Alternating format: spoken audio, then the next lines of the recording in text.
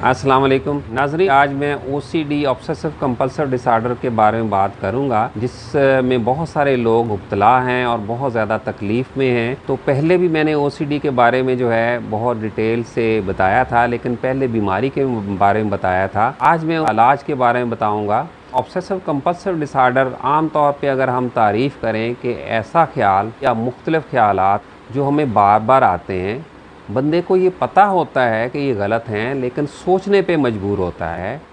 और बंदे को पता होता है कि मैं ये ठीक कर आया हूँ, लेकिन बार बार वो उसको चेक करने जाता है। अपनी एक उसकी अंदर जो जहन में लिमिट बनी हुई होती है कि मैं इसको 3 दफ़ा 4 दफ़ा या 5 दफ़ा चेक करूँगा, या जब तक मैं किसी और से नहीं पूछता तो उस वक्त तक मुझे ये यकीन नहीं होगा कि काम हुआ है या नहीं हुआ। आम तौर पर ख्यालात जो है लोगों को आते हैं, 2 तरह के होते हैं। एक तो रोज़मर्रा ज़िंदगी के बारे में होते हैं, सफाई सुथराई के बारे में होते हैं कि चीज़ ठीक तरह से साफ़ नहीं है और उसको कई बार जो है ठीक करते हैं, या बर्तन है उसको कई दफ़ा धोते हैं। अगर धुले भी पड़े हुए हैं तो ख़ुद जाके जो है उसको कई दफ़ा अपने तरीके से, जिस तरह से उन्होंने अपने जहन में एक माइंड सेट बना होता है, उस तरीके से धोते हैं और फिर उसमें खाना खाते हैं। या कोई हाथ गलती से लग जाए और वो जगह भी पाक साफ़ हो तो कहते हैं कि हमारा हाथ गंदा हो गया है, नापाक हो गया है। बाज़ का तो इस हद तक होता है, दरवाज़े के हैंडल को भी हाथ नहीं लगाते, उनको भी या तो अपनी कूहनियों के ज़ोर से खोलते हैं या ऊपर किसी और जगह हाथ लगा के खोलते हैं, या अगर हाथ जो है हैंडल को लगा लेते हैं तो उसको फिर जाके साबुन से धोते हैं। बाज़ औक़ात जो है उनको ये होता है कि इतनी दफ़ा साबुन लगाएंगे, इतनी देर पानी डालेंगे तो तब हमारे हाथ जो है साफ़ होंगे। बाज़ औक़ात ये होता है कि गिनती काउंटिंग होती है कि मैं 5 दफ़ा हाथ धोऊंगा साबुन लगा के, फिर इसके बाद मेरे हाथ जो है वो साफ़ होंगे। और इसमें बंदा एक्ट कर रहा होता है, यानी हाथ धो रहा है, तो बीच में शोर डाल रहे होते हैं कि बस करो, आप बस करो। जहन में एक सिस्टम फिट हो चुका है कि इतनी दफ़ा धोऊंगा, तो वो डिस्टर्ब हो जाता है, क्योंकि वो दोबारा से करना शुरू कर देता है। फिर वो सारी चीज़ दोबारा से रिपीट करता है कि अगर उसने 3 दफ़ा धो लिए थे, बीच में आपने शोर डाल दिया, या 3 दफ़ा साबुन लगा लिया था, उसके बाद बीच में आपने शोर डाल दिया कि बस करो यार, ख़त्म करो और मुझे भी हाथ धोने दो, तो फिर क्या है कि वो फिर दोबारा से गिनती शुरू कर देगा। इस तरह उसका और ज़्यादा टाइम लग जाएगा, फिर और ज़्यादा उसको खपना पड़ जाएगा। और कई तो इस तरीके से होते हैं कि एक दफ़ा हाथ धोने के लिए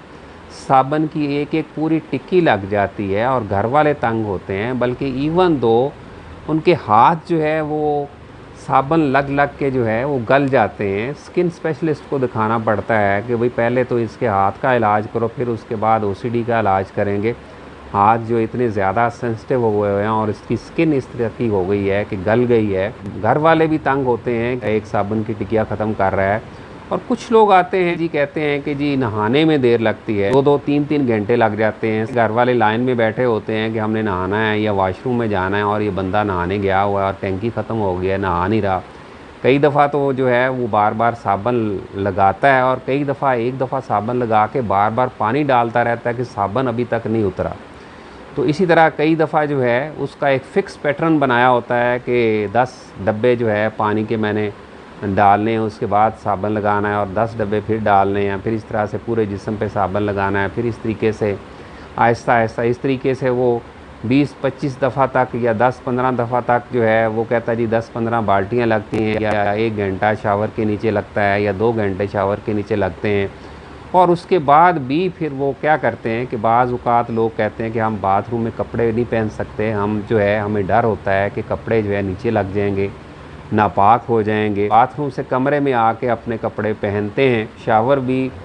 पहले बंद करके फिर उसको धोते हैं, पहले धोते हैं और फिर उसको बंद करते हैं, या पहले बंद करके उसको पानी से धोते हैं, फिर हाथ धोते हैं। इस तरीके से मुख्तलिफ़ लोग मुख्तलिफ़ तरीके से वो प्रैक्टिस कर रहे होते हैं। इसी तरीके से बाज़ लोगों को बहुत ज़्यादा सफाई का वहम होता है कि कोई छोटा सा एक कतरा या कोई एक चीज़ भी अपने बेड पे या बैठने वाली जगह पे या किसी अपने कपड़े पे,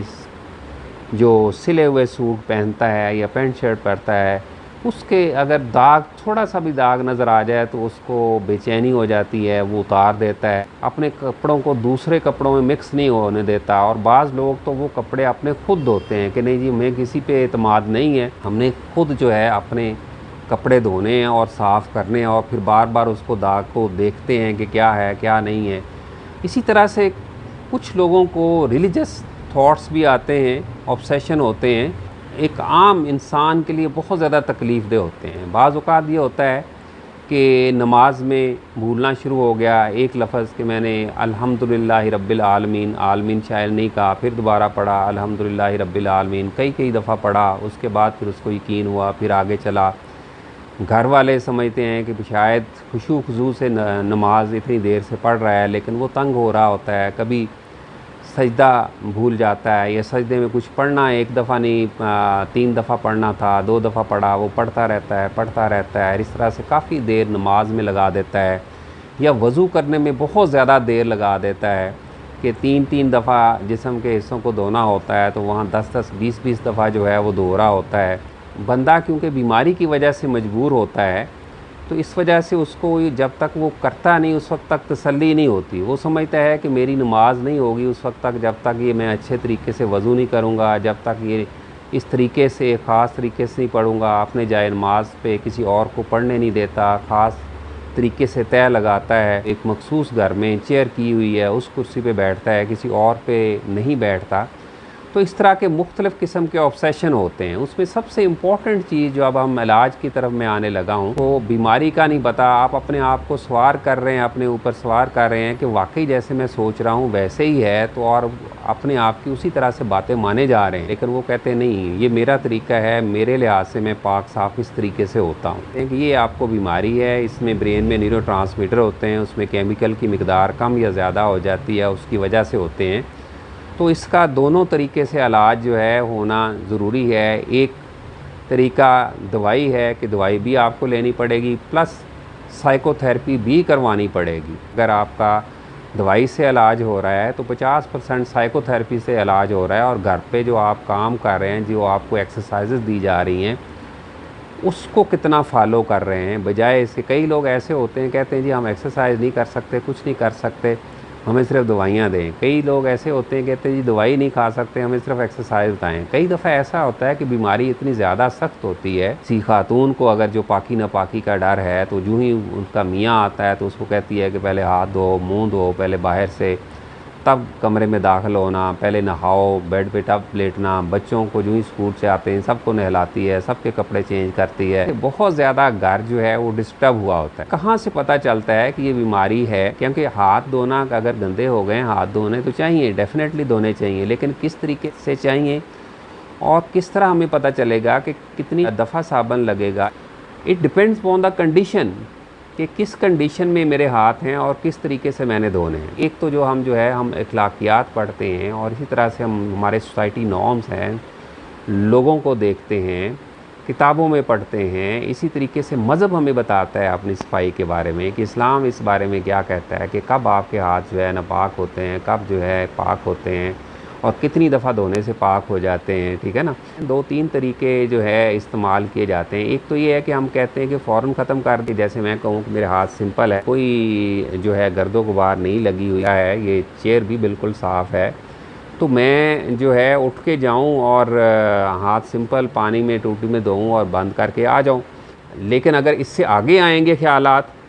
تو اس سے مجھے فوراً ہٹ کے پیچھے جگہ اپنی آنکھ کے بیٹھ جانا، بیٹھ کے جسم کو ڈھیلا چھوڑ کے 8 سے 10 لمبے سانس لینے ہیں اور یہ سمجھنا ہے کہ یہ میری بیماری کا حصہ ہے۔ کیا ہوگا کہ وقفہ بھی بڑھتا جائے گا اور انٹینسٹی بھی کم ہوتی جائے گی، یعنی آپ کی جو بے چینی ہے ایک تو دوائیوں سے کم ہوگی اور ایک اس طریقے کو استعمال کرنے سے کم ہوگی۔ اور بعض اوقات جو ہے کہ بندہ گنتا ہوتا ہے